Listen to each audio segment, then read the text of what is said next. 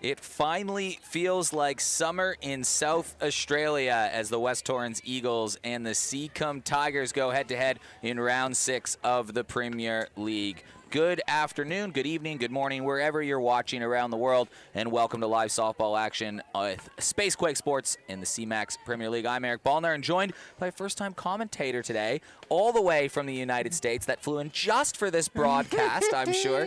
We've got Ray Randall. Ray, a Division I softball player in the NCAA some time ago, played all over the world. Ray, welcome to South Australia and welcome to the broadcast. Thank you, Eric. I'm happy to be here. Happy to watch some competitive softball.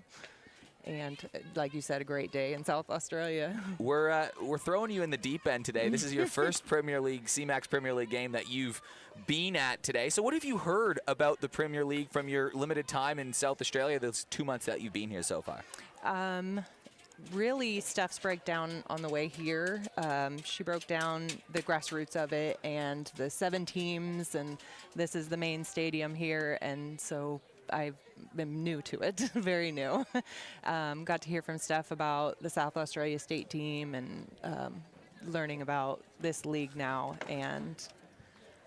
But you've been able to jump in here, and so you're just good. It's like a baptism by fire for you in terms of some softball knowledge. Well, I mean, it's a good game for you to watch today because really the class of this early season of the CMAX Premier League playing today. That's the West Torrens Eagles. They're in blue on your screen. Jordy Harris on screen. She leads the league in hits, leads the league in average, leads the league in runs. Eagles, 5 wins, 1 loss, and they are loaded top to bottom in the lineup. 5 years they've been contending for that championship. 5 years they've fallen agonizingly short. On the other side of things, we have the Seacombe Tigers. Back up in Division I this season. Some early season growing pains that have probably been expected. They're still looking for their first win, and we'll bring in super coach Anthony Weatherston onto the broadcast. Weathers, we know a lot about West Torrens, and honestly their season's going to be defined from what we see in March and probably not games here in early November. But the Tigers, what as a coach would you be looking for early in the season where they haven't had that actual win yet? Yeah, look, hi everybody. Sorry, excuse my lateness. Yeah, I think Coach Dolman's doing a really good job with the characters that she's trying to sort of build the team around. It's really, really hard, this competition, and pitching depth goes a long way. They're lucky that they've got some talented youngsters on their list. Becky Havis is on fire. You know, she just joined the state under 23s. So there's obviously some huge upside. It's just a matter of time. And unfortunately, a league like this just doesn't give you that.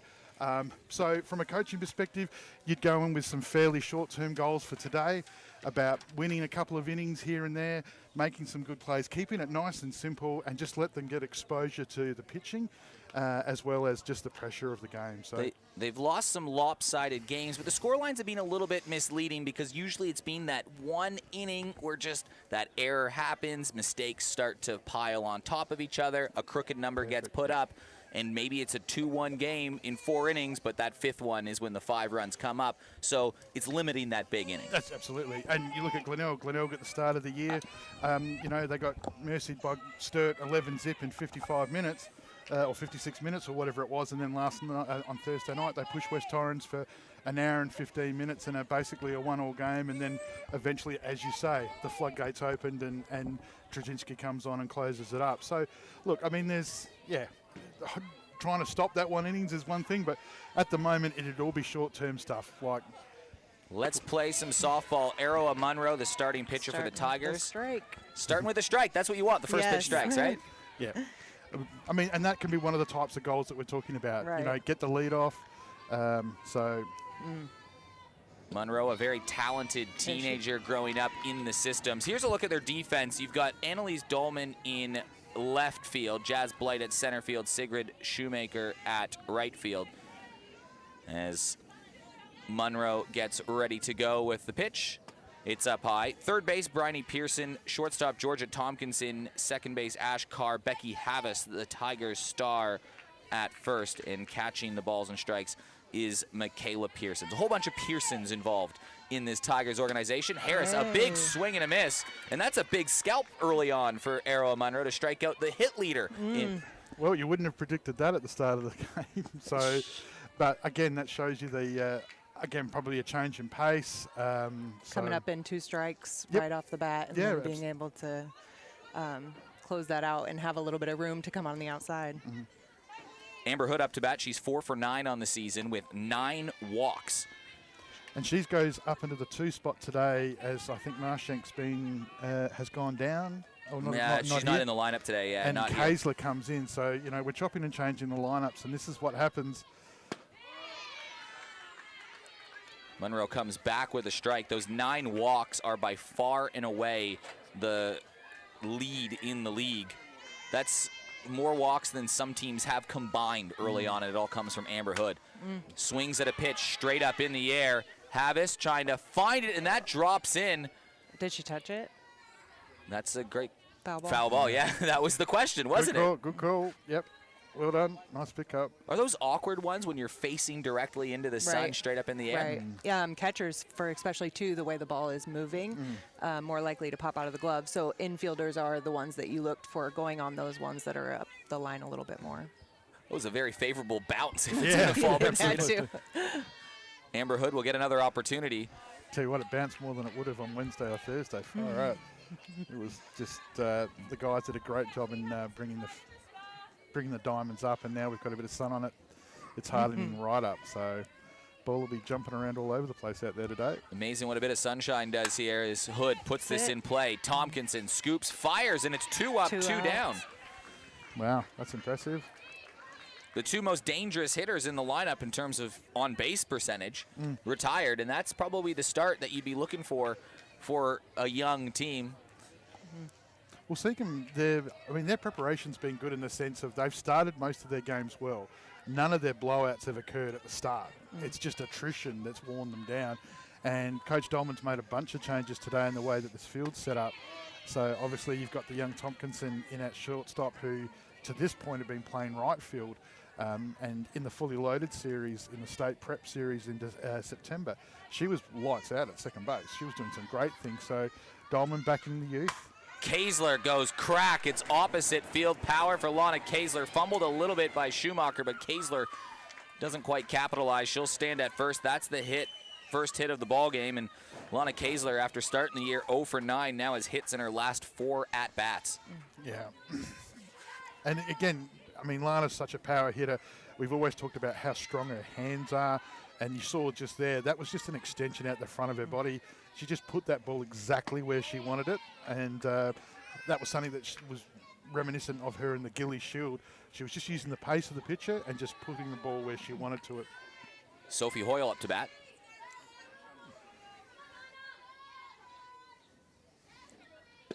Kaisler is going. Pearson won't wager a throw. So a runner in scoring position.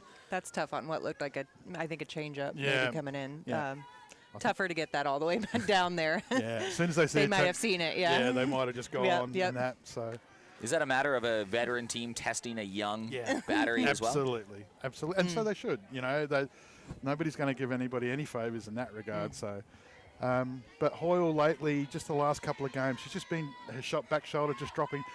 She is a lifter. She likes to get underneath the ball and just use her power to hit it deep. But like Kaisler, just looking for that line drive today, score a run. Well, she was looking for it there. Jammed just a bit, but it's an awkward spot. Lana Kaisler hustling around third, and back-to-back 2-out hits have put the West Torrens Eagles up by 1. 2-out rally. Yeah, it's been happening a lot lately, Yeah. last couple of games. So Those base hits, it's Yeah. just the start by getting Yeah. that base hit, like you said, going with the pitch, getting it into the outfield, getting on base. And it's not going to get any easier now with Trzynski at the plate, who, I mean, she was swinging the bat so hard on Thursday. Good look at the CMAX replay on that one. That was kind of the definition of hit 'em where they ain't, and that was just fell in. But Steph Trzynski, a surprise return to the lineup on Thursday night. I don't think many people were expecting that, unless maybe you were in Eagles camp. And she swings through. She's the back-to-back reigning Calf Coral medalist. That's the best and fairest, the MVP of the competition. She pitches, she hits, she can do a bit of everything. And even if she doesn't pitch, which she already has done, you'd probably have her in any lineup just for her bat. I think so. I think she'd go okay. I mean, her first 2 at-bats on Thursday night, both strikeouts. Her third at-bat, double up the middle, scores 3, closes the game out on the back of her throwing 7 or 8 strikeouts in a row. So Eagles just making some adjustments here. I mean, the last picture they saw was the very experienced Jade Peterson. Good spins, good mix of pace. So Araha's just tending to throw the ball up high a lot, which will be dangerous as the game goes on, because if she's throwing the ball high up on those Eagles hitters, once they've had a look at it, I can't imagine that Jordan Harris is going to go around again and let that through. So yeah, that was a plucky effort on Thursday night from Glen Elg. They kept that one close throughout the game. And I talked to a few players from Glen Elg for that, and they were very happy with how that game went. They said, man, we had a position to win that game. Yeah. Up the middle. This will be a nice test for Tompkinson. She gathers and throws on a play she had to make. You'll get a look at the CMAX replay, but young kid making her first Premier League start at shortstop position. Walk us through this here, Ray. I like how she moved her feet in through the ball.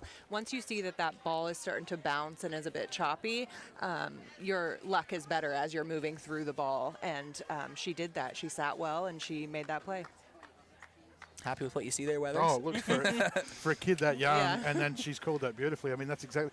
I mean, we're always criticised in Australia for having poor footwork in our infield, and I mean, I know it's something they're consciously talking about to try and improve, because when you watch the NCAA, and you know, granted it's a high bar to sort of compare us, but the reality is when you watch those players play, they do make it look very, very simple. But for a kid that age in that environment, that must be huge. So, well, the Eagles will take the field. Here's how they line up defensively. We'll start with the outfield, and left is Brody Borovnik. Center field, Steph Trzynski slots right back in the middle of the diamond, and Jackie Beal at right field. Amber Hood is catching the balls and strikes, but it's really the infield of West Torrens that sort of goes unrivaled in terms of caliber. You have Sophie Hoyle at third. She's already made some highlight reel plays this year. Lana Kaesler at short, a position that she's made her own since taking over for Jordan Harris when she was on maternity leave, we'll call it, last season. And Jordan Harris back in the lineup. She doesn't even get her spot at short anymore. She's back at second, which is a handy place to be, and just an absolute vacuum at first base. And Kelsey Nucky, Amber Hood catching the balls and strikes. Jess Ryder has thrown 5 innings this year. She's allowed just the 1 earned run. West Torrens, their question was pitching and pitching depth at the start of the year, and now I think they might have the deepest pitching stocks in the competition with Trzynski, Ryder, and Harper Bridley, who's had a phenomenal start to the year. I'm so happy that you read that message, Eric. I'm so glad that you brought that back up. You know, that was a round 1 thing. I didn't know that Trzynski was coming back. I didn't know that Ryder was going to be really good. I didn't know that Bridley could be an ace. She's put up ace-like numbers. I thought Harper was going to do a great job. My concern about Harper was the ability to throw 90 minutes week in and week out, twice a week, to quality sides. And as usual, I'm wrong. So Jazz Blight will lead things off for Seacombe. This goes Blight.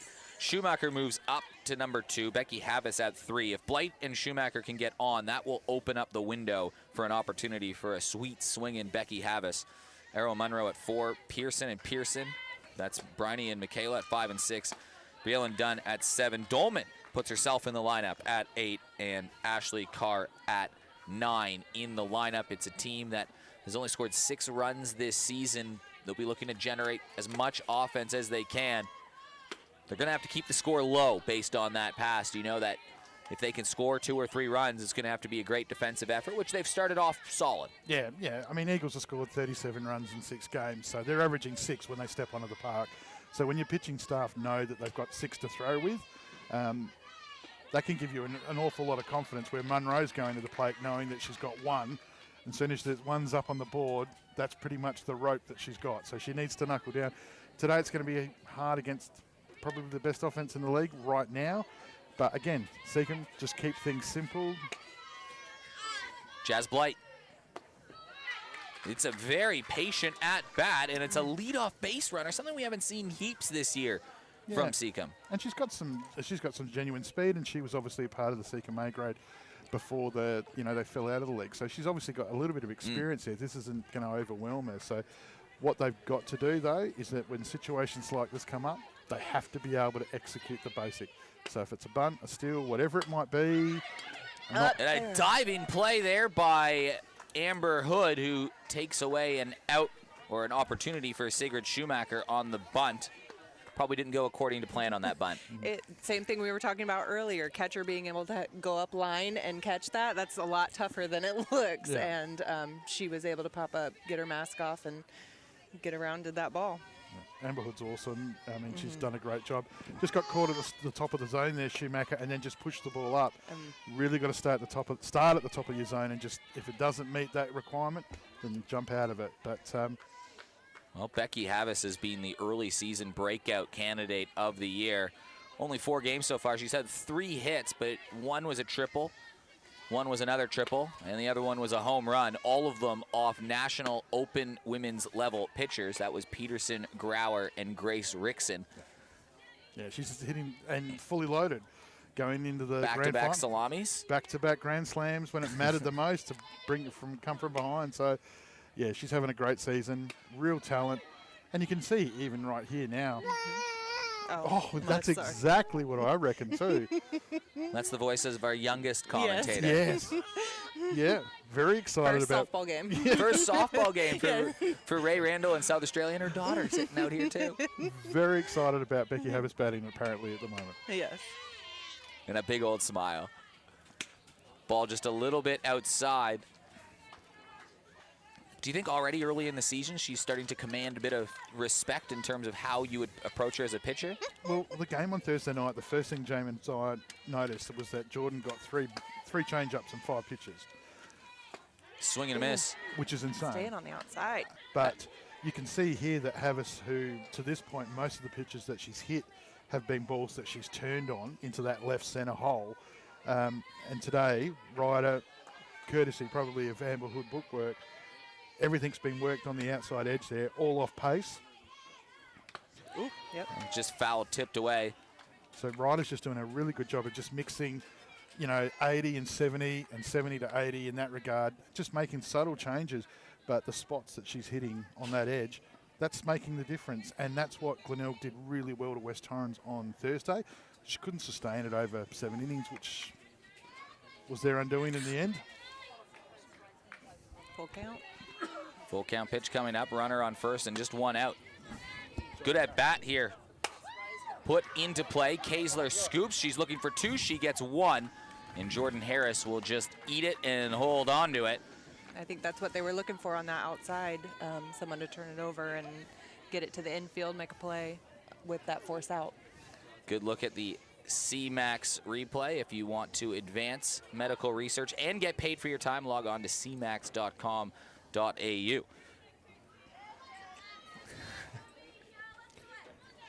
And if you get an opportunity today, obviously being Seacombe's club day, just down the third base bench side, they've got their stall set up. So if you're over there, you can get yourself a quality sausage sizzles on the go there. The very much requested cold rolls. They've got some baked goods, some drinks and so on. So jump over there and support the Tigers. Their Dental for Schools sponsor is out the front as well. So some great initiatives by the Tigers today in celebrating their club day. Arrowa Munro, meanwhile, bats, a long-time Tiger.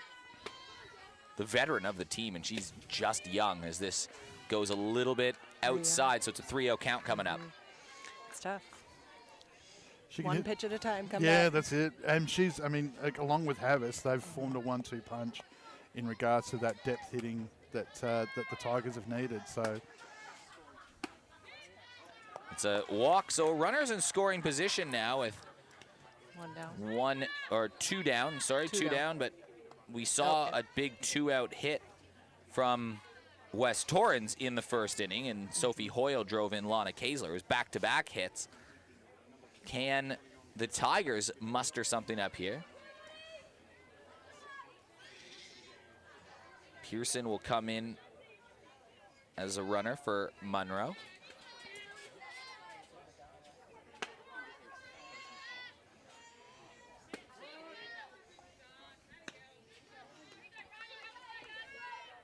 Bryony Pearson, 1 for 2 on the season. She's only got a couple plate appearances on the year.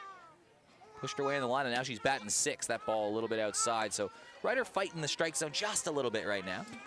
yeah, she's done that a couple of times, and every time I've sort of thought, maybe it's just going to change over the course of it. She's proved me wrong. So at this point, I'm going to loath to say anything. What I do like about her is that every time I've seen her pitch, she's been better. So obviously she hadn't pitched for a long time. Was the American, scout right? report? Is she? Or no? I'm not sure, but I hadn't heard that she'd pitched for a while. So obviously coming back into it, getting back into the swing of it. She's older now. She's obviously, I think, obviously got a family,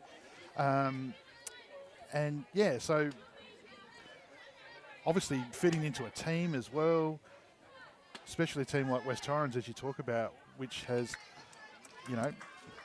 they've had lots of close misses, unfortunately. So, but this year they are looking different. Well, it's a good opportunity coming up here for Michaela Pearson. She's going to have the bases loaded. You talk about those little moments in Seacombe when you're learning how to win games. This is one of those moments where you'd hope you can capitalize. Yeah. There is 2 outs, but bases are loaded. So the West Torrens defense will just reset with Jess Ryder. And I think the message here is just simply, hey, look, Jess, a ground out double is going to just, we don't even need the double. I mean, let's just get some rotation on the ball. Let's keep it low. Let's hit it into this ground. We're an awesome infield. Let us show you, and just let's get it done, and not risk a ball in the green. Big early moment. Michaela Pearson steps in. 0 for 7 on the year. Wouldn't this be a great time for her first hit? Yeah, somebody who's obviously struggled so far this season, but again, considering her age, it's all experience, and it's just going to take some time, and today might be the day. There's a strike thrown. How are you approaching this at bat as a pitcher? She's consistently attempting to hit that outside corner, and I think she needs to hit that outside corner to believe in herself. So just going with what's strong for you. Yeah. Oh, that was that nice. down and down, definitely, like you were saying, letting that infield work for you. We've seen him do it so far. Yeah, I mean, her weaponry isn't speed. She's not going to. She's not going to blow you away for pace. She keeps you honest, but what she's doing with the ball is going to be more important. Right. You can see the spins. Down again here. Yeah. So here's a big pitch, because if it's a ball, it's a run. And bases are loaded. She's walked a couple. 3-1 count. Biggest pitch of the very early stages of this contest to Bryony Pearson, or to Michaela Pearson, rather. There it is. That's the one. She can find it. Yeah. Just being confident in that spot. I'm not sure Michaela Pearson was interested in swinging at that one. No, 2 out with bases loaded. You want to make sure of it. Full count. In play, just a little bit foul. Yeah, she got right off the end of the bat there. So, again, that's that subtle change of pace. The one thing that Ryder has that's really good is that deceptive 80 and the deceptive 65, 70 Ks, it's very difficult to tell the difference of what she's doing. It's impossible to tell the difference. They look the same pitch.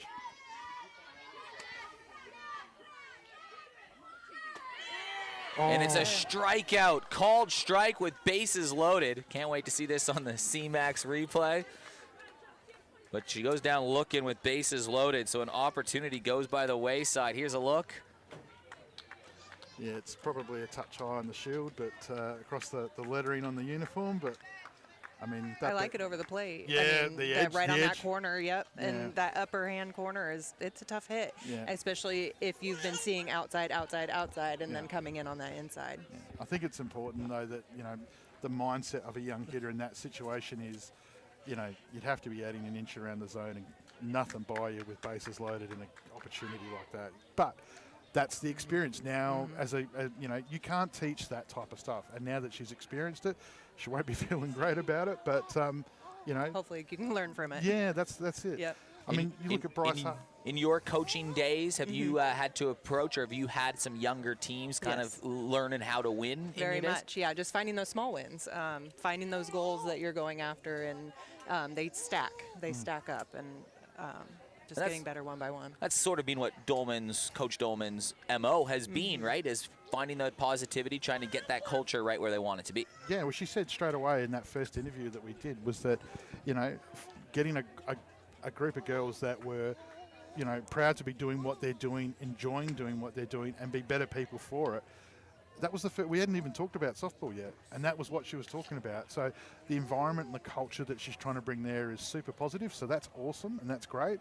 And now, you know, you can see over the weeks they're starting to bond, and they'll get better. And you know, they don't have any weapons at the moment. You know, Havis is a threat. You know, Araha does some good things, but you know. Well, it's just avoiding those big innings, and a first pitch swing from Kelsey Nucky. It's in foul territory, and Tompkinson just overran that slightly, so it'll be new life for Kelsey Nucky, who looked out at the time. We're talking about, I was going to talk to you about Bryce Harper, the Game 3 of the World Series, where he noticed the difference in the way the pitcher was standing when he threw his sinker and he threw his fastball, the way that his legs were. And he told the next two hitters, and they both went bang, bang. So it can be subtle things that you try and pick up. Nucky to left field. It drops in, and it's hooking over towards the line, but Nucky limited to a single, but a leadoff base runner. I like that hit after a foul ball that went that way. You could tell what she wanted to do with that, and she got a solid piece of that one and put it where it seemed like she wanted to put that. Yeah, well, we've been seeing Kelsey do that for years. Yeah. She's a left-sided hitter. Okay, there we go. She loves it all. Yeah. That's her bread and butter. Yeah. So Had an extra chance, and she took it. That ball slips away, so a free base. And the only person that does it probably as much as she does in the Eagles lineup, standing at the plate right now, and Brody Borovnik. She loves pulling the ball too. Yeah, she can hit the ball hard. She's a national representative in lacrosse, Brody Borovnik. Quite a good state player there too. Yep. But she's made some pretty big name for herself in the softball community. Still young 20s, just a pure athlete. Strong, can run pretty good. And you can hear in the crowd, big fan, big favorite. So Yep. the crowd likes her. Swing and a miss. So, Munro took a little bit off that, I think. 0-2 count. Borovnik and Ryder are next to up. Jackie Beal at 9. Under it just a little bit. Infield. Yeah, it So should is be. there infield fly rules? No. Oh, there was only one runner. yeah, I'm sorry. It's all right. Either way, Tompkinson had to make that play. She did, so it's 1 out. Jess Ryder up to bat. She's 1 for 4 on the season.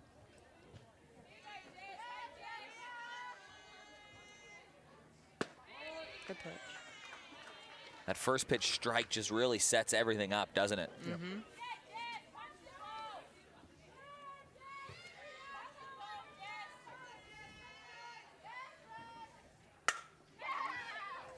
It's in the hole. To the outfield again. That drops in. Nucky getting the wave around. It's going to be an RBI for Jess Ryder, who supports her cause in the circle and pushes it to a 2-0 lead. Well, we all love a pitcher that can bat. So I Help mean, themselves out. that's right. If you ask them, Yeah. they can all hit. Just I'll soon tell you. But no, it's that's good team batting. Just kept it simple. Put it to space on the green. Jackie Beal, that's one of her go-to places too. It's been a bit of a relentless attack from the West Torrens Eagles all season long. That's And where another she goes. hit to left field, Oh, and wow. then taken away by Georgia Tompkinson, trying to double her off. And Tompkinson has been busy over at shortstop, and she's made a couple nice plays. Let's take a look at the CMAX replay.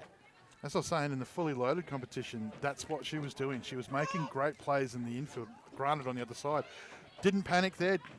Bill didn't get all of it, so she had a little bit of time to get across to it, but didn't panic. And Well, it changes how this at-bat can go with Jordan Harris stepping in, a very lethal hitter, but at least she's up now with just 2 outs. That ball Going. slips away, and now there could be a runner stuck in the rundown, and she is. So Jordan Harris, who had a runner in scoring position and her dangerous bat at the plate, that gets taken away, and that's a little win that Seacombe can take away off a bit of a gaffe from West Torrens. yeah, that's just a bit of miscommunication there. I think as soon as she's seen the ball spilt, I think she's overestimated how much that spilt. But how important it is for that backup in that second play, or to keep going until Yep. the play is done, Yeah, so and showing that there. yeah, for sure. So And then caught dead in the water. So A 2-0 lead for West Torrens. They've scored a run in each of the innings. Seacombe have already left the bases loaded. You'd like to see them just tack on a run here or there just to keep this game moving along. Yeah, well, Glenelg, as I said, Glenelg put them under some genuine pressure early in that game. And as I said to James on Thursday night's coverage, the advantage there is that that's what Coach Lemery and West Torrens' coaching staff would be looking for, is seeing them under a bit of pressure, because at the moment they've been playing so well. It's sort of hard to get a bit of a read at the end of the year when this all matters. Who do you trust, when you're going to use them, etc. So the coaching staff at the Eagles would not be unhappy seeing those types of things at all at the moment. Yeah, 5 wins and a draw for 11 points. No losses as of yet. They've outscored opponents 37-14. That one draw was a bit of a weird one because they had that lead, and then at the last second, Walkerville tied it up in the bottom of the last. And remember, they had that 5-4 win over Port Adelaide. It was a one-run game, but it was 5-0 with 2 outs to go. Yeah. And then Port Adelaide out of nowhere went bang, bang, bang, bang, bang. It was 5-4. But they haven't been under sustained pressure. They've had a couple moments where there's been pressure, but nothing really over the course of a game. Yeah, 100%. And, you know, first pitch right to Kelsey Nucky, 1 down from Braylon Dunn. The Port Adelaide game, they were 3-2 down on earned runs. It was the 1-3 split offense that they ran. They were able to generate some runs there. So, yeah, I mean, all of those things, all of those stats that you've just spoken about, all don't include Steph Trzynski, and she's just been at it. So, and here she is, Coach Dolm. I had I was very fortunate to be able to coach her for a season or 2 at the Falcons, and that was before she went off to the US. And yeah, supreme athlete, one of those players that when you were sitting around the coaching table and you were doing selection, you just tried to figure out where you were going to put her. You had to put her somewhere because she could do all of it, and it was really hard. You know, where you were going to sort of best utilise her. Are we going to pitch her today? Is she going to play in the outfield? Is she going to play in the infield? So really great utility, good club person. So it sounds like she's been itching to play, coming off coaching. Yeah. For the 7 months. Yeah, she had a serious shoulder injury in her time in the States, and that sort of put a bit of a stop on a lot of things. But if she's up and going, I mean,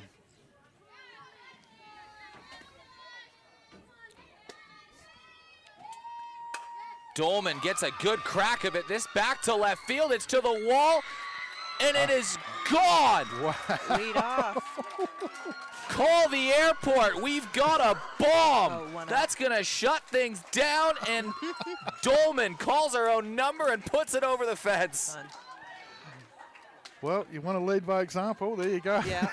Come on, girls, follow me. Get them going. Get the bats going. Well, the funny thing is, that's a great piece. The one thing that will happen now is that will to some of those younger kids in that team right now who only know her by name, as in what people like old fossils like me have said about what she did 10, 12 years ago. But now they've actually seen some solidified, oh my God, did you just see our coach hit the ball over the fence, 240 feet? That was Annalie Dolman's first plate appearance of the season. Do you reckon she'll be playing much more this year? Just quit. Yeah. She's 1 for 1. She's got a home run. I'm not going to tell that story again, but yeah, that's when I quit. She's got an OPS of 2,000. Yeah. Yeah. And now it's going to be a base hit to the left side for Ash Carr. And listen to the Seacombe Tigers up and about over on the left side of the diamond there. Is that stuff contagious in a dugout? Yes, exactly. Getting them going, getting them up at the fence, and getting your team behind your back to get a rally. If the coach can do it, so can I. Yeah. That's so good. Yeah. Annalie Dolman, a solo shot has made it 2-1. And look at the smiles and the... Well, we said little wins, right? And they've done that well. They had a nice defensive play to take the bat out of Jordan Harris's hands with a runner in scoring position. Yeah. They've loaded the bases. They didn't score anything for it, but they put a little bit of pressure on this West Torrens team in the very early stages of the game. We're only half an hour through a 90-minute game, but they wouldn't have come to this game expecting a win, but maybe expecting a battle. Yeah. Jazz Blight back at the top of the lineup. There's I've said this a couple of times with Blythe. I like a lot of like her speed and obviously the talent she has. But she's very busy when she's in the box and just sort of needs to settle and find her spot. Because when she actually executes, again, just that front right shoulder's come out way too early. She's when you're doing that type of thing, you've really got to be walking towards the pitcher and keeping that shoulder in as long as you can. Because the moment your shoulder goes out, your hands go with it, and you sort of compromise on the outside. We can see Amber knocked over to the side. Good play by Kaesler. They're trying to turn two. Walk us through this CMAX replay from a nice shortstop play from Lana Kaesler. In the right spot, she saw it right off the bat, it seems, and that quick short hop, those are tough. Stayed down on it, got that knee down, really making sure she was there to make that play a second. Yeah, awesome. That's Ray Randall on her commentary debut. Doing an outstanding job. Thank you. Former NCAA Division I player at UNC Greensboro. Hang on, what? Well, I didn't get told any of this. I got told that there was somebody new coming today. I didn't get told we're getting some sort of legend superstar here. Like, That's a lot. I like to prepare. And a long time ago. My playing career ended about 2013, so it's been a bit, almost 10 years now. I was with the Swedish national team at one time. Mm-hmm. Yeah. Yeah. Yeah, right. Yeah. Traveled to the Prague Week tournament. Well, looking forward to finding out all about this. But welcome from us amateurs. Not me. I'm not referring to Eric. Eric's the only professional that we've got. Oh, James would say he's a professional. But So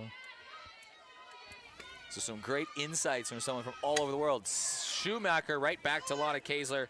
She lines that out. So we will take a quick break. It's a 2-1 game, but when we come back, we're going to have a quick chat with another legend of the game. So we'll see you on the other side after the CMAX replay. We'll be back in a second.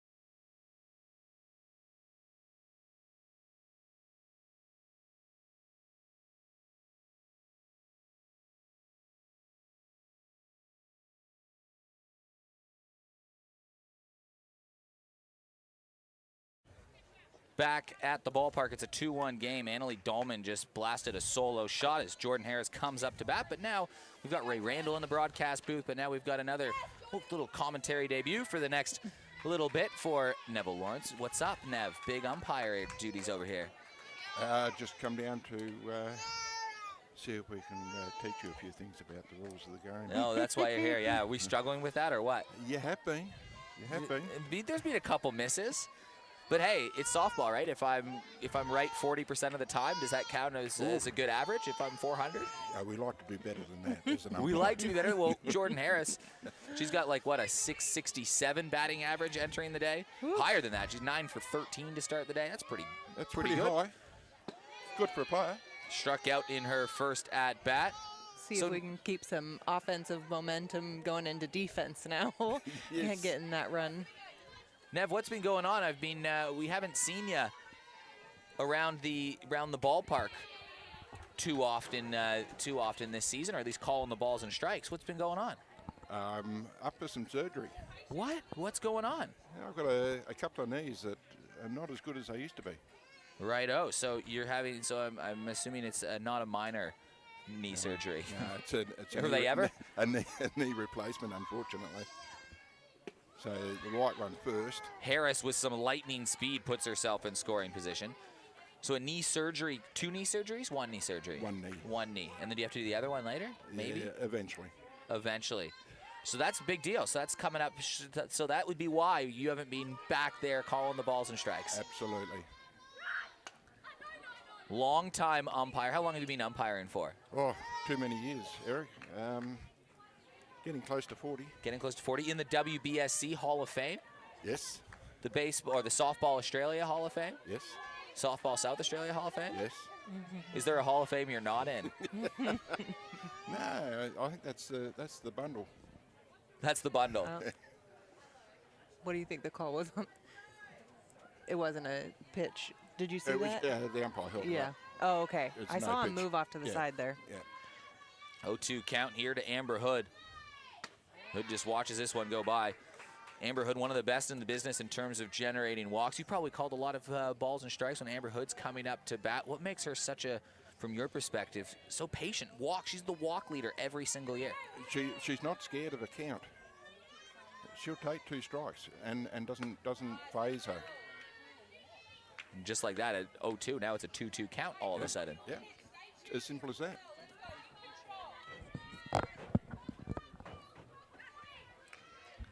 Kaesler standing on deck with a runner in scoring position.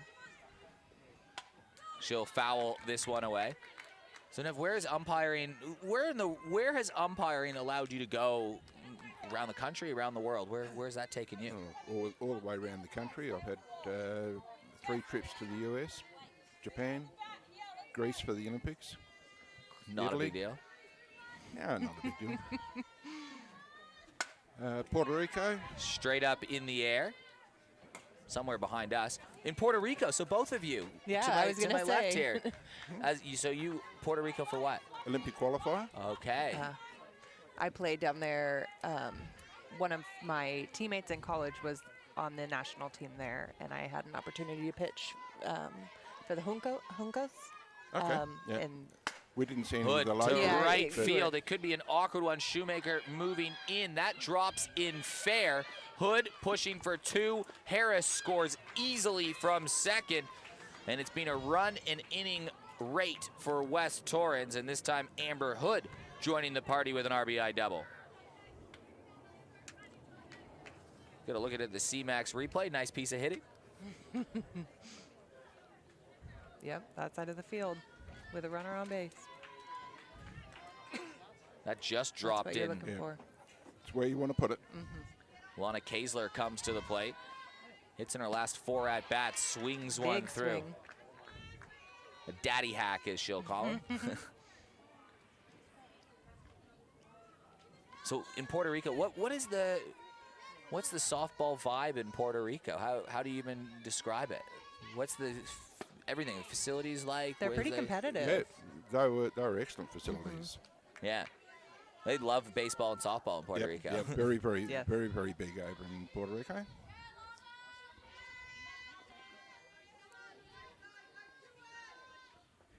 Kaesler watches one up high on the 0-2 count. This is the danger inning right now for Seacombe. They've been competitive in all their innings except usually 1 per game. The game just slips away from them, just a young side. Right now, no outs in the tough part of the lineup. That pitch rides up a little bit inside. Delayed still. That was well done. So Amber Hood advances over to 3. No outs. Yeah, still no outs, so ball to the outfield should Pressure's on. add another one. Kaesler goes fishing, Going towards the fence. Wrong side. brings it to a full count. So Nev, you been missing getting out on the diamond this year, or was this expected? Yeah, no, I knew I wouldn't be out here. I really, really struggled last season, particularly towards the end.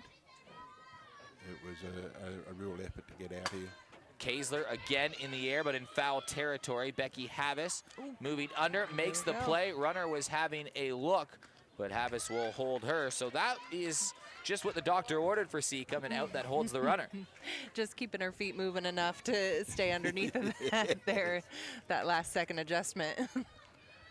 Sophie Hoyle entered the day with 5 runs batted in. That's the team lead. She's already got another one today. That was with a 2-out single in the first inning to put the first run on the board. No, Good swing from Sophie Hoyle, though. So you knew, so it was during last season, like when do you book in a surgery like this, and what do they say the recovery time is for it? I've got 6 nights in hospital. Okay. And then about 6 weeks of fairly hard work thereafter. Replacement? Yes. Yeah. It's not a walk in the park, unfortunately. No. My mom did one, and I was actually part of her caregiving, so I did the class before, and it was intense just watching the procedure or what it would be. Hoyle, again, up in the air. It's shallow enough that they can hold the runner. And that's exactly what Tompkinson does. She's been a bit of a magnet out there today. 2 outs. So it was no outs, 1 run already in, and a runner on third, and that's quickly turned. And Steph Trzynski comes up to bat, and if Lee Hull were here, what would Lee say that he should do for Steph Trzynski right here? Oh, she's got a bat. She can't bunt. 2 down. Oh, Lee would say pass her up. Just put her on first. The most dangerous bat in the competition. She's got home run power. Kelsey Nucky standing on deck. Nucky just 4 for 19 on the season. Trzynski, the back-to-back Calf Coral medalist. Would you consider passing her up right here? Yes. Yeah? Especially after that swing there, I would say. She's looking for a pitch, and she's swinging hard And she's for got it. Yep. She's swinging hard. Will this drop in? It's an awkward spot over towards left field, and it does drop in. Run will score. Trzynski slides into second. She's got 4 RBIs in 2 games, Steph Trzynski, since magically appearing out of nowhere on Thursday. And it is a 4-1 game. And as Lee would say, repeat of earlier message. Absolutely. So an RBI double for Steph Trzynski. Makes it a 4-1 game. 1 in the first, 1 in the second, 2 here in the third as Kelsey Nucky stands up to bat. So Nev, what's the plan going forward then? Are you still going to stay involved in softball in somehow, or what are you thinking? I've got a little bit of a problem at home in the wife is not as well as she could be. That's hit to left field and an easy catch. Yeah, for Dolman. So a little bit of caregiving for her is going to keep me a little bit closer to home than perhaps I'd prefer, but got to do it. Got to do it. Got to do it. Got to look after her. And taking care of yourself as well. Well, that'll be an issue for a couple of months, I guess. Yeah. But yeah. So when did you first get into umpiring here? Here. Or in general, in softball? In softball. It was about 83. Okay. That was out at Central Districts, one of the affiliate associations. So about 40 years then of umpiring. Yep. And played before? No. I filled in for one of the men's teams a little bit here and there when they were short, but never really played. And then why'd you get into umpiring? Why? Why were you like, I want to be the guy that everybody hates on the field? Well, I started out coaching and even scoring, but a change of depots, I was a bus driver. All right. And when I was working at Hackney Depot, I could get AMs, which meant I was free for trainings during the week. Right. When I moved to St Agnes, I couldn't get AMs, and so I couldn't commit to training. So there was only one thing left, and that was to umpire. Do some umpiring. And it's taken you all over the world. It's taken me absolutely everywhere. That's cool. And you just couldn't get away from softball once you started. No. Gets into your blood, and you've got to keep going. Becky Havis leading things off. And a first pitch swing moving over was Kaesler. That was a good effort on it. Yeah, she stopped that ball from going to the outfield. That was looking like it was going to get past there, and she got over there quick. She almost took away a base hit, too. Yeah. But a leadoff base runner.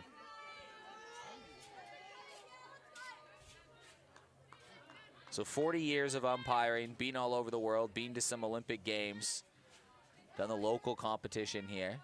Yep. Any particular highlight that you will, if I could erase all of your memory coming here, like I'm an evil genie coming here and I'm just like, Neville, I'm going to wipe your brain out completely, but you get to keep one softball memory or moment or collection from a season, whatever that might be, what would you keep? Oh, it's got to be the Olympics. Got to be the Olympics. Absolutely. You said Greece? Greece, yeah. How does selection even happen for the Olympics? The umpires are selected through the WBSC Okay. or ISF back in those days. And As Munro fouls, or won't be foul, it'll be right to Harris. She makes the play, 1 down. no good territory there to take that catch. Yeah, that was good play.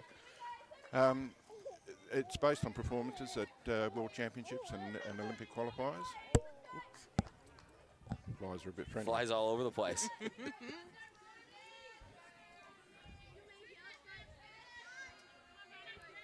It could be worse from what we hear in America or in the United States.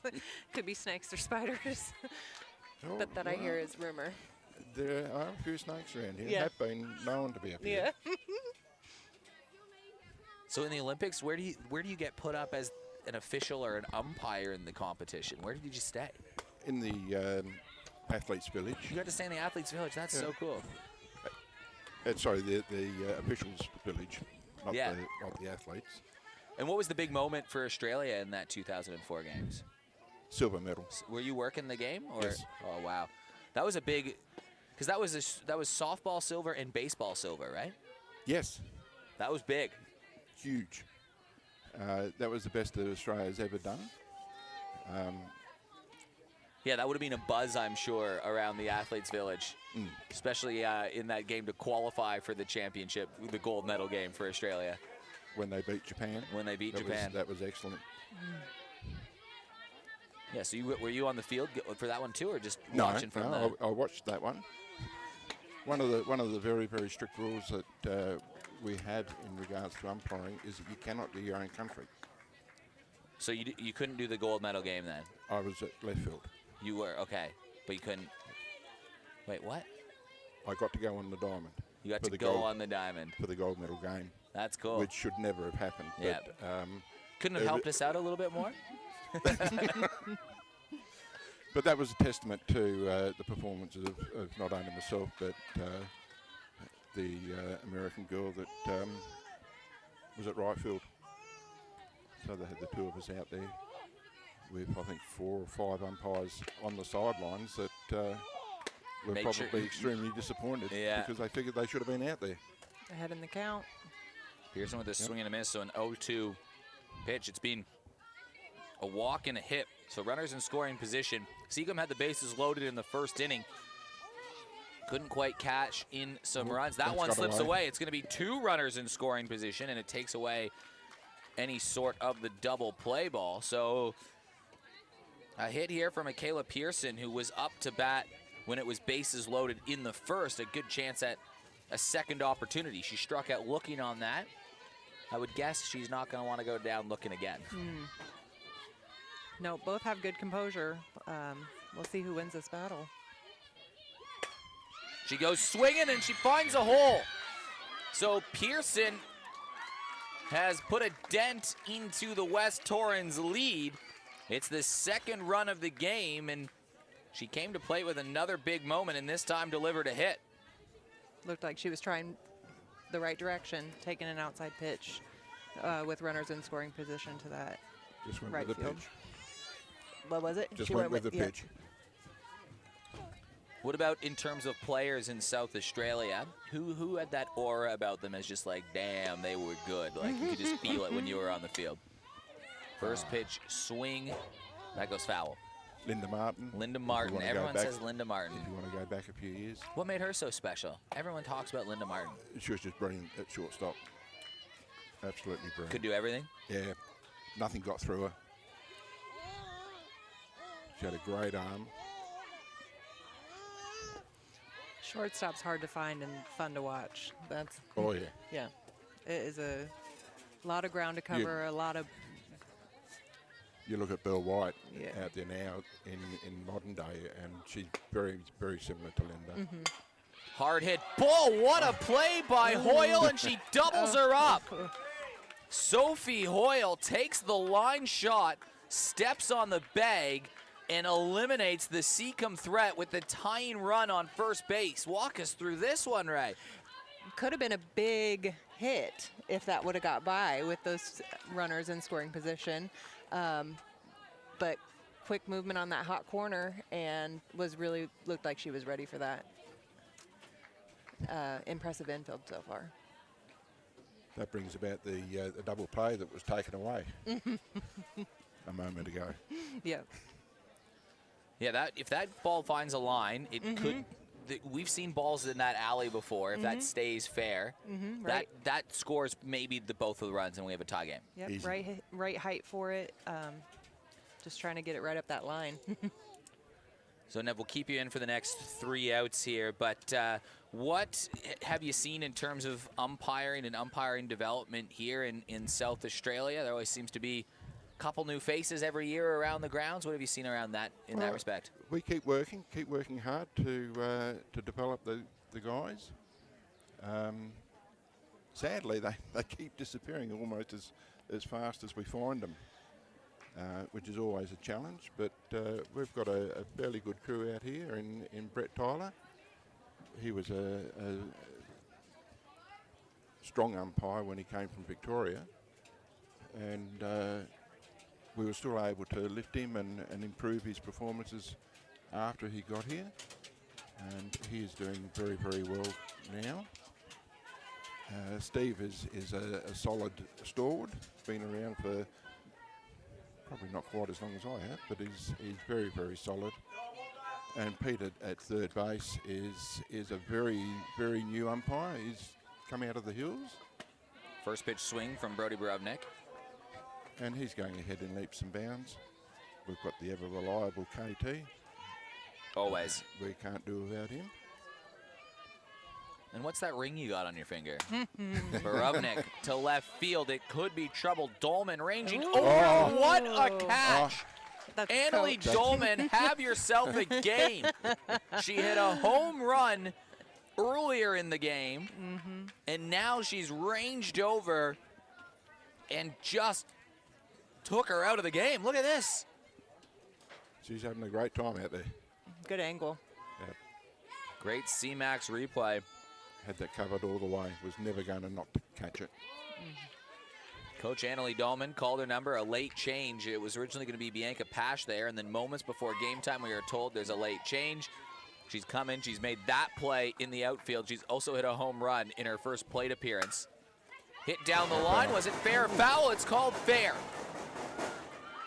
Wow, I'm glad we have an umpire here for this one. How do you judge these ones? What are you looking at as an umpire? Maybe you can walk us through it on the CMAX replay. It's getting that position on the line or as close to the line as you can before the ball gets to the base, so that you've got an idea whether it's bounded over the base or around it. So well, it's determined fair or foul by its relationship to the base. It's a base hit. There's a couple key moments so far in this game. That Sophie Hoyle double play that took away a couple runs, huge.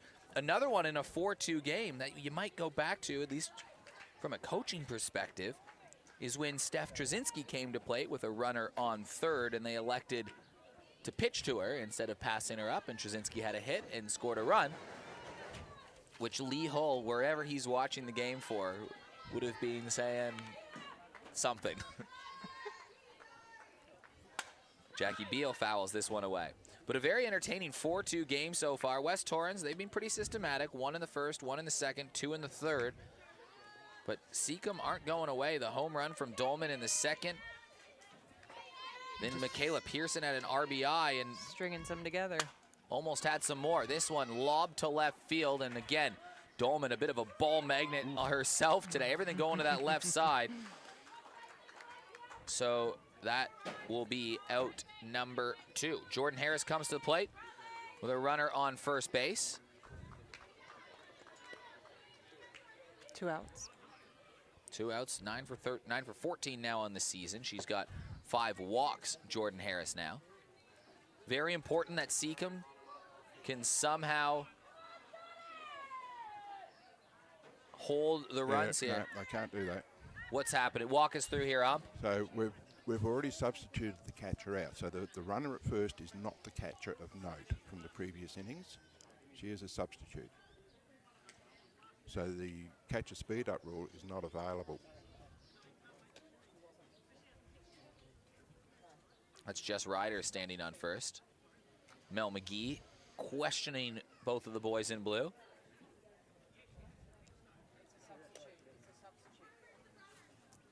What? The only way they can get a catcher speed up is to re-enter the catcher, who then has to stand on base for one pitch to be officially back in the game.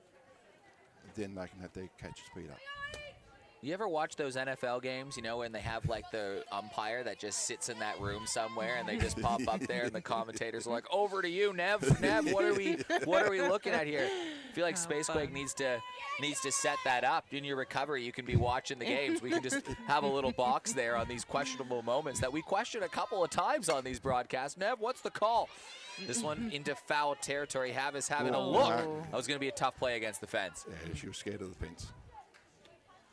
Yeah, we can set you up there, the little Nev's corner. I don't think we have the technology. Maybe one day. Here's a look at the CMAX replay.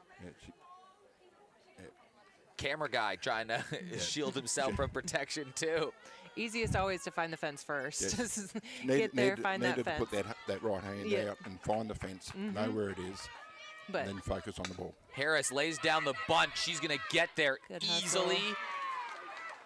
Well, maybe not as easily as I thought, but it was a base hit, and you can see it when Harris drops that down. How many times have we seen Harris do that? Ooh. What do we think? Yeah. Safe. Tough ones to call as an umpire down on those angles. And we've seen Jordan Harris lay down those bunts before and just duck her head and bolt up the line. You only got one crack at it. She's put a runner in scoring position. Amber Hood, who's now 5 for 10 on the season with 9 walks, already has an RBI double. That came in the third. West Torrens haven't been given an easy ride here today. Despite playing a winless team and West Torrens being undefeated, Seacombe have kept their noses in this one. You'd think they have to just hold West Torrens to a scoreless inning here. And they're on the verge. 2 outs. They're making them work for everything they get. Yep. Nothing's being handed to them on a plate. And they've got the bases loaded, so they can really go looking to get this batter on a easy hit for defense. Tough part of the lineup, though, with the 2-3-4 hole coming up. And if they can't get through that, and Steph Trzynski stands there. West Torrens, a momentum team. You heard Sophie Roberts talk about that last week. When they start getting some hits, they all start to pile on together. Seacombe, to their credit today, have done a good job of breaking that up. Kaesler and Hoyle, back-to-back hits in the first, scored some runs. 2 out of 3 batters had hits to lead off the second. That scored a run. Shot up in the air. Dolman. She's made 2 of the outs this inning, and she keeps it scoreless. Annalie Dolman has had a big old inning. She had that great catch in foul territory, a couple pop-ups, and that will end the side. We'll bring back in, is it Lee Hull coming in now? Lee's coming in. Nev, thank you so much for joining us, and thank you for all that you have done, and I'm sure we'll still continue to do in the softball community. Anything you want to say or thank or anything? No, it's been a pleasure being here, and glad I could help you out with a couple of points. We will miss you at, well, you came in at a good time with a couple of questions, but we'll certainly miss you around the diamond, so we wish you a speedy recovery, mate, and I'm sure we'll see you in March when we're going to need some umpire reviews potentially. When we introduce, what would you think about having an umpire review system with the streamed games? What do you think? What's your opinion? Now that you're not umpiring this year, so you can have one. I've never been a fan of it. Never been a fan of it. I don't like the idea of taking the call away from the field, whether it's right or wrong. That's fair enough. And it is part of the game. It's been part of the game. Part of the game. Always has been. Yeah. Always should be. I like that. With that, we'll leave the response on a hot button topic issue. Nev, thanks for joining us. Thanks for all we do, and we'll see you back on the field sooner than you think, I think. Hey, thanks a lot, guys. Lee Hull will come and join the broadcast. Ray, you are about to meet the oldest man in Australia. Oh, no. I'm sorry. Lee just turned 123 years old. I'm just kidding. But Lee has been around for a long time, and he is the softball messiah. He knows everything. He's like, not the messiah. Well, messiah you would probably prefer me to call you. But what's the word I'm looking for? The one that can tell the future. over to you, Lee. Would be the just Lee, just by your first name? Yeah. Okay, yeah. Over to you, Lee. Yeah, Lee can tell he's known around these traps for calling things well before they happen. In his catchphrase, repeat of earlier message. We need to get that on a T-shirt, Lee. We do, but I think it's a simple game, and I've only been doing it for 48 years coming January, so I've been paying attention. We can tell. Lee, have you met Ray? No, I haven't. This is Ray Randall, NCAA Division I pitcher, Swedish national team, baseball or softball player overseas in Europe, around America. Yes. Well, have you got any credentials to go with your name? I just really wanted to get involved, and today okay. is a really nice day to get involved. What a perfect day. Yeah. It's not raining. Yep. What a surprise. Yeah. New pitcher here for the Eagles. What about Annalie Dolman? I've been watching that. Home run. Defensive plays. Oh. Harper Bridley comes in, another young pitcher in the game, and boy, has she ever come a long way, Harper Bridley. She was really the rookie standout last season. This year, she's been asked to take more of a leading role on the staff. And she's looked goods and comes in a very close game. Do you like the pitching change, Lee? Seacombe stringing things together here, just a different look with Dolman, who had the home run off Ryder earlier? Yeah, I do. It's going to take time for the Seacombe girls. A lot of young players in there. It's just a matter of picking up things as you go along, you know. Annalie Dolman. She was looking for the fences again, but Harper Bridley. And sometimes that's the little safety zone you go to, don't you, when you're batting? You've put one over the fence. Maybe I'll make it 2 or 3. No, it doesn't happen. It didn't then. So Annalie just proving she's only human like the rest of us. First strikeout as a team today for West Torrens. That's what I was wondering. I wanted to see the replay. That was a good spot. Lee, what have you liked about Harper Bridley's development the last couple of years? Oh, fantastic, isn't it, really? You know, she's the only query I've had is when it gets late in the game. And this, because she's such a young player, it's going to take time, you know, to go the whole way. But no, she's been fine. Carr to opposite field, so Seacombe will have a base runner, and the tying run will come to the plate. I like to see that swing. Let's take a look at Hands the CMAX came replay. inside. As a pitcher, is that a thing? Does it take some time to get that endurance up to make it through those longer stints in a game? Oh, yeah. Yes, very much. A lot of endurance work when I was in season. Actually coming off a shoulder injury, too. We just primarily focused on endurance so that when I came back, I had the motion, muscle memory, but making sure that my body could keep up with that all game. Yes, if you're going to take up pitching, it's going to take more than 1 or 2 weeks to be a really good pitcher. Jazz Blight goes up high. Well, Harper Bridley, though, does have some impressive numbers, at least, to start the season.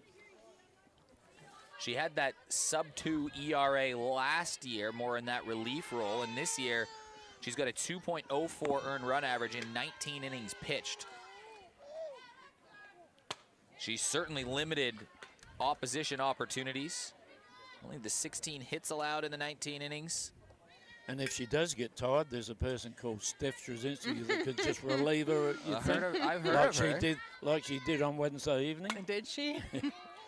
I think struck out when she came in. Steph then struck out next 7, I think, from memory. Wow. I only watched it on the TV, on the, Spacequake setup. Really, though, 63% of her pitches have been for strikes this season, so her strike rate up a little bit from last year. I think Steph's strike rate would be way up on that. And I think when you're batting against Steph, experience tells me that you can't just stand there looking, hoping that you're going to get a pitch or you're going to get ahead in the count, because Steph will throw mainly strikes whenever she wants to. So you've got to stay in the count. It's as simple as that, in my opinion. Jazz Blight fouls this one away. She's been on base twice today. One was a walk, one was a fielder's choice. So they are getting some production from the leadoff hitter. Well, quick girl, Jazz Blight, you know, but same old story, you know, sometimes the slower people hit the ball the longest and the quicker runners don't get on base often, you know, so you just put them together and you get... And it's another strikeout.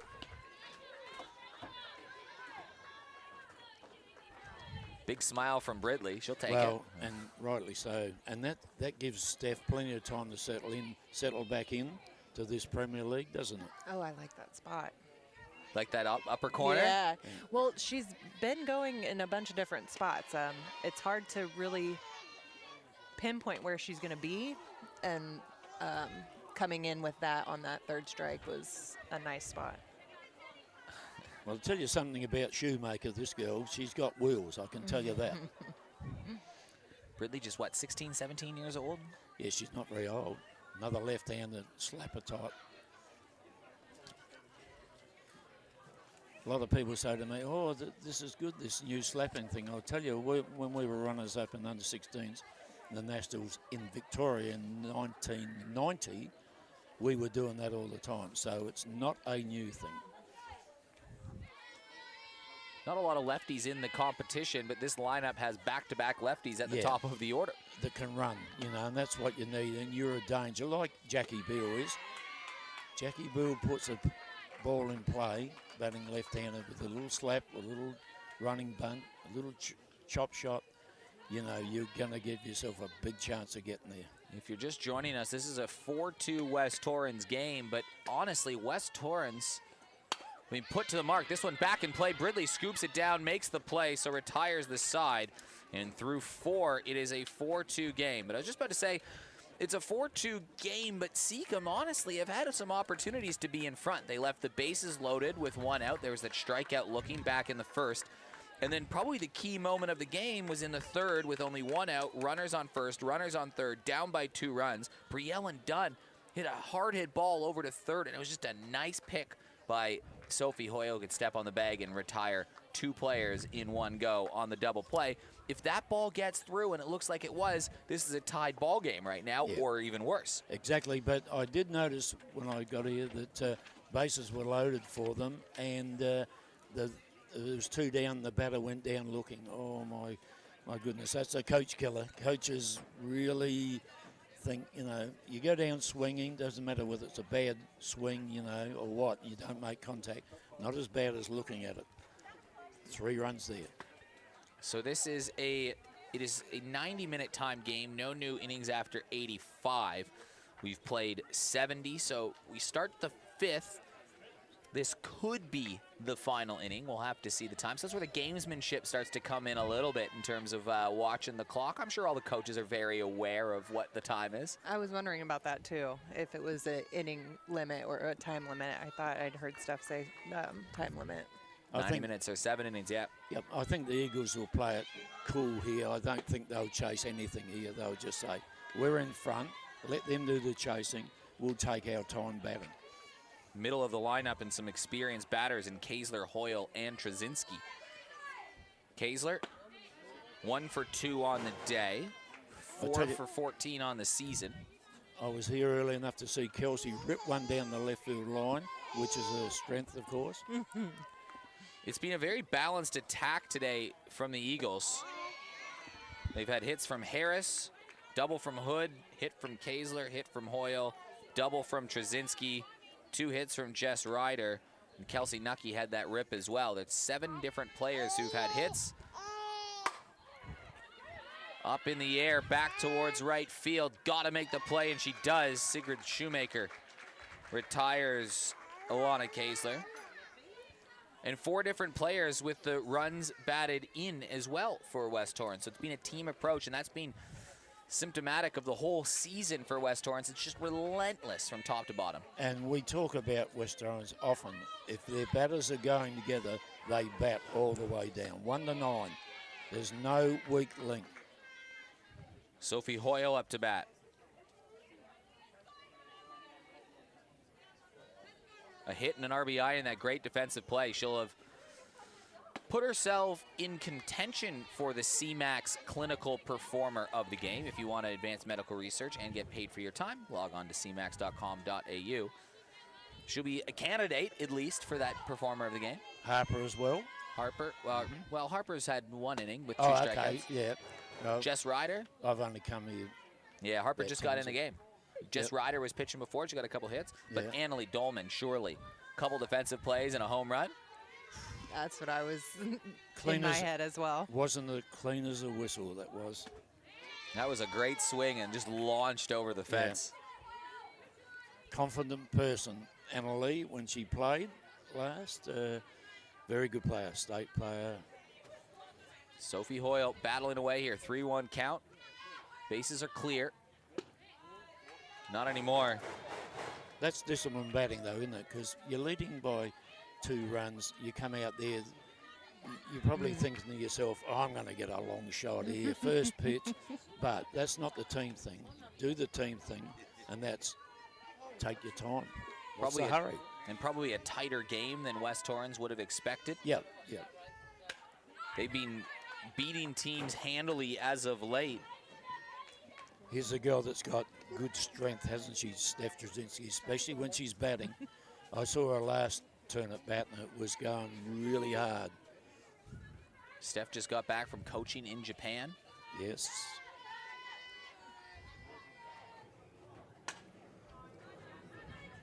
That there is really just to see the top of the zone when they hold the bat out Yeah. there. Seeing where your limits are.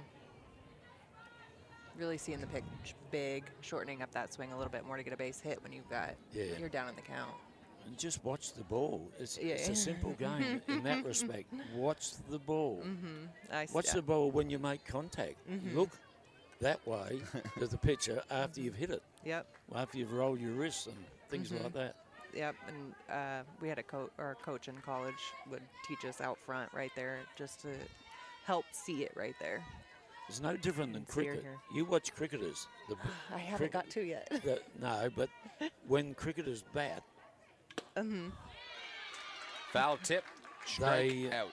they watch the ball until contact's made. But I've seen a lot of batters already since I've been here. They just swing the bat and their head's still watching the pitcher. Just disregard her. Look at the ball. Just the second strikeout of the day for Munro, but she struck out Harris and struck out Trzynski. Yeah, when we played men's a few years ago, we used to try and track the ball, the spin on the ball, and it was coming quick, but you just zero in. You know whether it's going to rise or it's going to drop. Yeah, it's that tunnel focus. Yeah. Just concentrate on the ball. Yeah. It's the same as if you're in the school, Yeah. in school, and you're writing. Imagine what your writing would look like if you're looking somewhere else. Same principle. Gets the strike called. Well, Seacombe have done a good job holding West Torrens so far. They've limited the big inning. West Torrens 1 in the first, 1 in the second, 2 in the third. Left a runner in scoring position in the fourth. They've got a runner on here. That ball slips away. They're going to have a runner in scoring position again. You feel like that fifth run for West Torrens might be the difference-making run. Yeah. Seacombe, they've got Becky Havis leading things off. If they can get a couple hits, it'll bring Dolman to the plate. They didn't need that pitch right then, did they? Now the runner's in the scoring position. Hoyle can run. Any ball that lands out there, she'll just about score, I'd say, unless it goes to Anna Lee. Nucky fouls it away. A team that's been looking for little wins in Seacombe has found a few of them today. If they could get to the bottom of what could be the last inning with the bat in hand, knowing, hey, you score 2-3 runs here, we could beat West Torrens. They've put themselves in a position to win. They've left the bases loaded, left runners on first and third with a double play. They have Big made battle. Little steps at a time. You mentioned that before in your broadcast, Eric. And that's just little steps. Well, you know? what Seacombe haven't done today is they haven't beat themselves. No. They've made West Torrens beat them. It's taken a strikeout with bases loaded and a great defensive play to keep runs off the board. Woof, this is a big battle. 2 outs, 2-2, and I think that was 3 foul balls in a row there. Yep. You can feel how big that run is for West Torrens, too. They know how important this run is. Well, I'd throw change up here because that's what she's not expecting.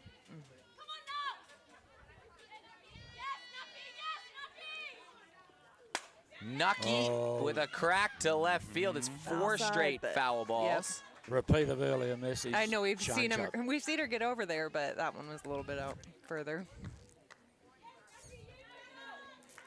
Nucky already with a hit in the score today. That was back in the 2nd inning. Either way, it's taken up time, so it probably will be the last inning. Yeah, possibly. Depends what happens here with Kelsey, I guess. But don't throw her what she wants. I wouldn't be Just letting inside. That was a guess big one to leave. Would you leave that one off? Ooh. No. Nerves of steel for Nucky. Full count. Look There it at the is. CMAX replay. They've been getting calls in that area. That was Nucky again fouled away. This has There to we be. go. It's caught. Battle over at ended. first. But what a battle it was. Yeah. So, Good effort by the Tigers, wasn't it? Tigers have held West Torrens the last 2 innings to no runs. In other games, this has been the innings where teams have started to pull away from them. Like I said, no matter what happens here for Seacombe, they have made West Torrens. They forced them to beat them. And they have a 4-2 lead right now, West Torrens, but the middle of the lineup, 3-4-5 coming up. Havis, Munro, then Pearson, and Dunn. If they can get a couple on, then it could be Coach Dolman up to bat with a couple runners on, but they've got to make sure they have a couple people on base. And that's why they need to take their time. You've spoken about it, Eric. You've said this will be probably the last innings, which is correct, but they can't come in going for the first pitch. You know, otherwise we might play another innings, or they'll go down without any chance. Well, if they go down quickly, you might get another inning, but then you're chancing it with West Torrens Of again, course, and you of still need course. to get those runs. So there's no point, right? You just No. got to approach it as let's score as many as we can right here, and if you can score 5, then the game can end, and West Torrens don't have a chance to respond. But you just need to take your time batting here. Take some pitches. Force her to throw. I've mentioned about late in the game. She gets a bit tired. It's understandable with her age. Well, if you told me at the start of the day that this would be one of the closer Saturday games we've had so far, I would have said, maybe not. It's an undefeated team versus a winless team. But big credit to Seacombe. They've made it a 4-2 game here, and now Becky Havis walks up with a chance. Yeah, lucky for you, I didn't tell you. If you'd have told me, What if I asked you, what would you have said? I would have said... You would have said 4-2 going into the last. No, I wouldn't have. I would have said... Lee already knows what's happened in this game, by the way. He's just not going to tell us. I Who would have wins? said 3-2. Who wins? Who wins? West Torrens. But Becky Havers can hit a long ball right here and now. They got a lot of positives coming out of this game, even Ooh. at this moment. So Yeah. I think they can be happy with that, and See, they as a could coach- pause. And you can't really lose going for it if you want No. to at this point. Yeah. As a coach, you'd be happy with this game? Yes. Simple answer, from- yeah. As far as I know, from Where they are in their, yep, in exactly, their journey. from what and- I've heard, getting those wins, and it's been pretty clean. Hard hit ball. Nice play from Kaesler across Yep. the diamond. It's been defensive plays like that all game long from Lana Kaesler and Sophie Hoyle over at third. They've made 3 or 4 plays which have taken away base hits, and that is just how close Seacombe have been today. That was a nice play. A very excellent pitch from Harper then. You know, drew into it. She was reaching, had no power behind the shot, so good start from. But Errol Munro steps up. And Ray, this has been the best defense in the competition in the minor rounds, West Torrens, for a number of years now. And They're showing that. Yep. yeah. I see that. If you watch this game for the first time like you did and I didn't tell you that before, you could probably leave saying, man, their defense is Impressive. Yeah. good. It's not a fluke. They've been doing this for a long time. yeah, they're consistent. This girl can hit it also a long ball. Now would be an ideal time. Can they get the tying run to the plate? Help herself out a bit. Might Ridley. be handy to get a couple of people on base before Annalie has a hit. If you could work that around that, because that'd be as a coach, that's what you'd be thinking. Ridley battling away. Always a big smile on her face, Harper Bridley. Staying low. Well, that means she's enjoying her work, and that's half the battle, isn't it? If you've got a full-time job during the week, Eric, and you don't half enjoy it, why are you there still? Find something you like doing. Munro battling away, 2-1 count. Can she find her way on base? She was swinging for it, 2-2 count. Got a piece. Still alive. One thing you can't do here, Seacombe, you can't go down looking. No. They did that once with the bases loaded earlier today in the first inning. I know, I saw that. They've had chances, Seacombe, today. They've played well. If I was a grown man, I would have cried. But I'm yet to grow. No crying in baseball. Full count coming. Patient at bat from Munro. Yeah, exactly what we called for, wasn't it? Patience. Force her, put the pressure back out in the middle where it belongs. Doesn't belong here with them chasing two. Belongs out there. Quality at bat. That's right, and Lana's come up with a quality out to start it off. Swing and a miss. She didn't go out wondering. Well, now's the question, too, because it's only 3:22. So if they get a quick... is this one where you're just like, maybe they do need a quick out and now try to get another chance to bat later and guarantee that Dolman comes to the plate? Possibly, but then, like you said, you'll give West Torrens another go, and they could blow out a bit then. A lot of ifs and buts, isn't there? Well, we'll see what happens if this isn't out. What the umpires will call. Will they call time of game? It's at 3:23. We're right on that cuspy moment of the game. And West Torrens are going to have a quick conversation. And do you think they know what time it is? Is this a conversation with a pitcher, or is it you're just walking out there saying, it's 3:23 right now? Just check your watches, girls, if you're wearing one. This is a time when we just think about what we're doing after. Oh, the Seacombe dugout would not be loving this, would they? No, I don't think so. If I was the Seacombe coach, I'd be saying, come on, Blue, how long do you want? You're making a change? Well, why is it taking so long? Yeah, you're right. Yeah. Coach Annalie Dolman having a coach down the line. That's right. But that just bought them a full 60 seconds. And that's just enough, I think. And Amber Hood hustling 2 back outs. to the plate. Helmet off. In a slow canter. Just asking the count again. Yes. Yeah, this is part of the game, though. I love like, hey, you'd be doing the exact same thing. Of course. I think I have. In those kind of games. This is Premier League. You're not there to win friends and influence people. No, I love it. And they just did And that then well. coming right back, yep. 1-1 count. Let's see if Pearson now, they basically force the Tigers to say, all right, we got to go for it here. Still a long way from being over. Good discipline. Good discipline from the batter here. Yeah, that was a tough spot. Yeah. Right off the calling it the river, right off the plate. She'll come back with a guts pitch here. Like that. Yeah.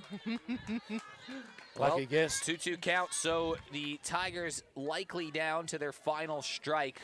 We will look at the umpire's call. They're the only ones that have the official time of game if it is the last out, but could be the final strike. Tigers trying to get someone on base.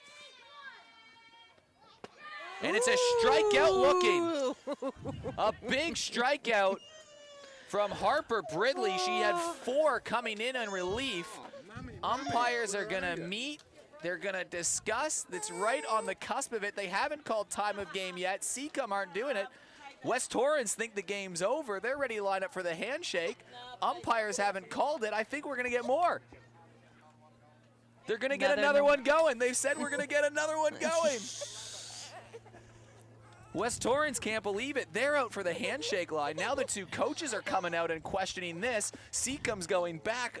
This is some drama here. I love this. Somebody do up their shoelaces and make it more time. So West Torrens absolutely was trying to take as much time as possible, get that out. They come for the visit. Amber Hood slowly back there, takes the helmet off, knows the count, asks the umpire the count. We've seen this all the time, but this was a borderline call about what the time of game was, and they're still chatting about it. Tigers going back out there. West Torrens aren't happy, but they're going to have to bat again. Yeah, they are, and The umpire's call. What was it? From an umpire's point of view, we've barely 5 minutes left and 6 outs to get. We want a game. You won a game. So, play another round. We're looking at only 3 outs. It's not so bad. Well, Seacombe didn't even have their catcher ready, right? Because they thought, so Seacombe now, this has had some more. So I love it. Seacombe are going to get another crack here. West Torrens has obviously had enough. Well, Good game. the Tigers. Drama at West Beach. So- I don't believe it. Well, this would only be something here if the Tigers can hold and then come back. How Yeah. crazy would that be? Whoa. Let's see what happens. What part of the lineup are we in? For the Borovnik, 7-8-9 coming up here for West Torrens, but honestly, West Torrens 7-8-9. Well, okay, yeah. Is unlike a 7-8-9 on any other I typical lineup. But hear you. if they can hold them here, it will be Pearson and then Dunn, who had that line drive to left field before, and then of course we've got Annalie Dolman, who's hit a home run in this game. So they'll have a big bat coming up. I think at the end of West Torrens' batting innings here, they'll be chasing more than 2. Just a prediction. I could be way off the mark. I doubt it, but we'll see, won't we? Hey, we'll see. Yep. One way or the other. Bit of drama here. Either way, we get more softball. Yep. I just love it because West Torrens was out in a handshake line. And umpire's like, yeah, you're going to play some more here. I'm saying West Torrens will score 2 runs here. You may quote me. They have held West Torrens the last 2 innings after they put up 4 there. Hard hit ball down, foul. Australian lacrosse player Brodie Borovnik, this batter. So she can run. Somebody said to me when I was on the commentary, oh, she's not very fast. You ever seen the game of lacrosse? You run all the time at speed.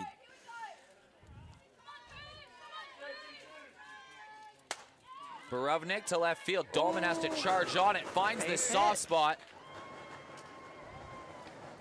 Leadoff hit. What do was you your do? prediction again? 2? 2.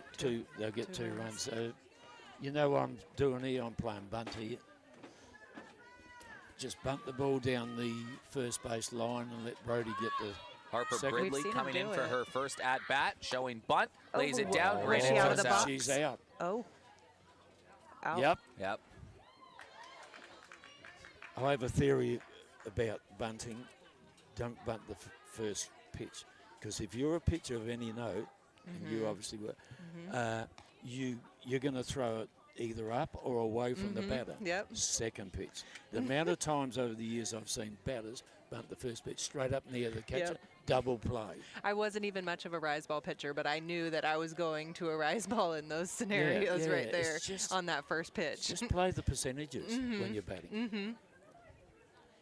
Umpire's having a discussion again. Well, it looked like out of the box from Yeah. here. And looks like it on the CMAX replay if you want to get. And if you want to advance medical technology and research and get paid for your time. Yep, there it is. She ran into it. Kicked it. Log on to cmax.com.au today. Jackie Beal coming up. Big out that Seacombe need because Jordan Harris is lurking.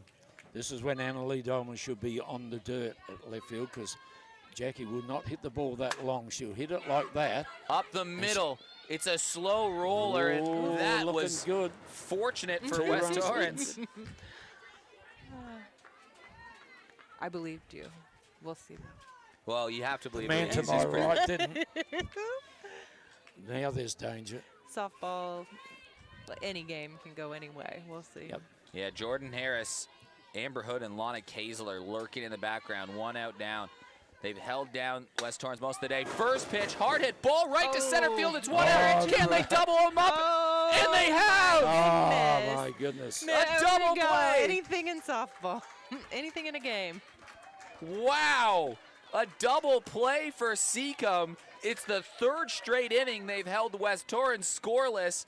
What a double play, and now Seacombe are going to go to bat and have a chance to steal this one from West Torrens. How about the defensive I really fantastic. like how they've been doing under pressure. This is some pressure, and I mean, you don't have much to lose, so you can go for it, but they've been standing tall for this. You're right. They had 2 runners on in the 4th with runners on 2nd and 3rd, runners in scoring position, and they got a couple outs to get out of the jam in the 4th. In the 5th, there was that walk, and then it was a strikeout from Monroe, and then the long at-bat that was fouled away. And then in that inning, runners on 1st and 2nd and only 1 out with the most dangerous hitter up to bat, and they get a double play. Ray, you're absolutely right. This Seacombe Tigers team, who's been susceptible to the big inning, have put themselves in position for a big inning, but they've shut it down. That's some growth from the Tigers. Yes, exactly. Well, this gets interesting now. Harper Bridley will come back in for her 3rd inning of work. She's struck out 4 batters so far. Not make that 3 batters. No, make it 4 batters. 4 was right. 4 batters so far, allowed just the 1 base hit. Michaela Pearson, Briellen Dunn, and then Annalie Dolman will be due up. Can the Tigers just get, can they get the tying run to the plate? Well, That's the first check. Can we get that happen to first? But they've given themselves a great chance, haven't they? So maybe playing the extra time will be in their favour. How does that work, the extra time? There, well, as in just there's extra time. Yeah. Like they thought when they called the game, when it was like West Torrens were out shaking hands, and then they are on borrowed time, the Tigers right now. How do tie ball games? How do tie ball games come in at the end of time? If it's an end of time limit tie ball game, it's just a draw. Oh, Yeah. If you have time to play an extra, it'll be international rules. okay. Tiebreaker. Great question, though. Michaela Pearson, she's got a hit and an RBI.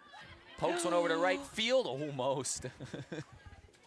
Could live to fight another day. Exactly. Staying alive. Had a single that scored a run in the 3rd to make it a 4-2 game.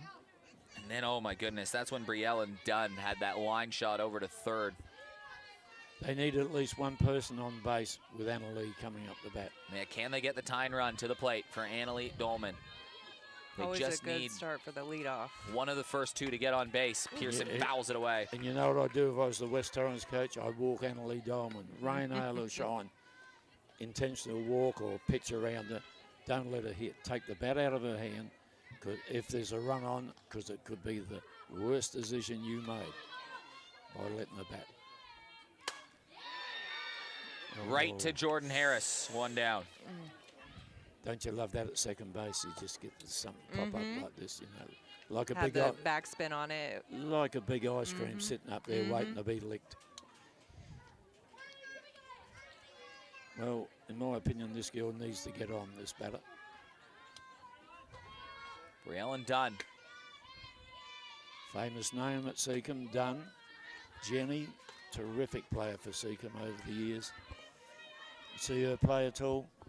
Eric? She'd be useful to have in the lineup right now. She would be. Yeah, I think she's playing C C grade, grade. Yeah, well, there's a few of the, shall we say, not younger people playing C grade. Just enjoying their softball. Probably don't train, just turn up. That's the beauty of the master situation. You still got the enthusiasm and your fitness. Keep going.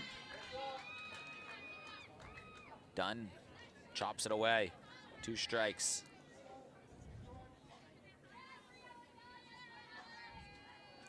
Dolman and Carr both have hits in this game. So if Dunn can get on, up high. 2-2 count coming. Just to try and buy an out then.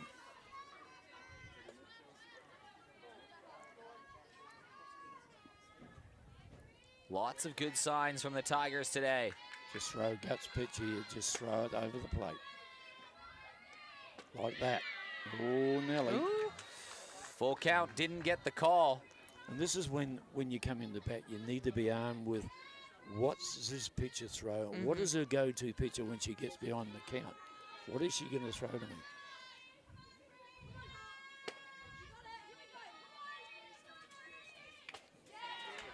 Tipped away at 1 up high, so she goes down on strikes. 2 outs. This is definitely the final out of the game. That's the 5th strikeout for Harper Bridley today. She's done well again. She's consistent. consistency. Annalie Dolman, the last out for Seacombe. She had a big home run in the second inning, and she struck out in the fourth versus Harper Bridley. She was Bridley's first out. She'll have to be her final one. I'm not throwing it up that high, I'll tell you. I've seen one go already, if I'm the pitcher. Just on the throw it away. inside too, yeah. Just throw it away from her. But they'll be aware of this, and they'll be aware of the batters to follow her. Right. 2 down, they won't get to. Yeah. Okay.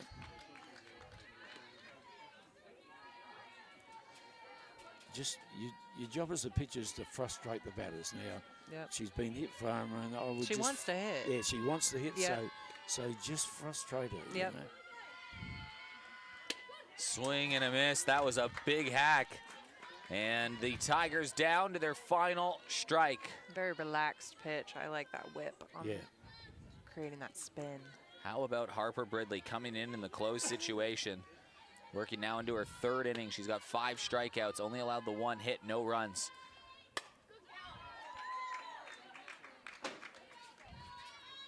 A lot of credit must go to the catcher, Amber Hood.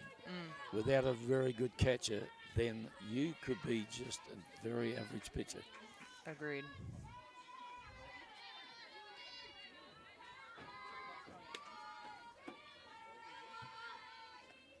Swing and a miss. Good comeback, isn't it, after being put over the fence? Well, she wasn't put over the fence. It was the other girl, yeah. 6 strikeouts and 3 solid innings of shutout work for Harper Bridley to keep Seacombe in check. What a great performance. What a great game in general. Both teams. It was a game where it had to be earned from either team in the game. Everything was earned in that game. You can appreciate those games. And to Seacombe's credit, I mean, we're talking about a very inexperienced side. And by very, I mean V-E-R-Y in capital letters, playing against a very, very experienced side. With the double caps. Yeah, that's right. So, I mean, how many times have they been in the grand final lately? West Torrens a few times, like 4, I think 4. So they'll learn from this, and every game they play, these young players, they'll learn something. You learn something, put it away. Next time you play them, sit behind. Go and watch a game where West Torrens are playing and have a look at the picture. Sit out in the stand. Write down what sort of pitches she throws at what sort of situations. Study so when you come in, instead of being in the on-deck circle and swinging the bat and talking to somebody that's walking by, concentrate what she's doing. Go in there and be armed with what this pitcher throws and what her go-to pitch is, because when she gets beyond the count, that is what she's going to throw, that pitch. And Ray, thanks for joining us on the commentary. Final thoughts on the game and what you saw today. Great softball. I just like hearing the girls in the dugouts and the crack of the bat, and I'm glad You're to back be at here. home? Yeah, I feel back at home. Nice well, weather. we hope to We're see here. you around more often. Lee Hull, Anthony Weatherstone, Neville Lawrence, and of course, Ray, on your commentary debut. Thank you very much to everybody at Space Quake Sports. Producer Brandon. Great game of softball. Eagles stay undefeated. They move to 13 points at the top of the ladder. This has been the CMAX Premier League. We'll see you next week.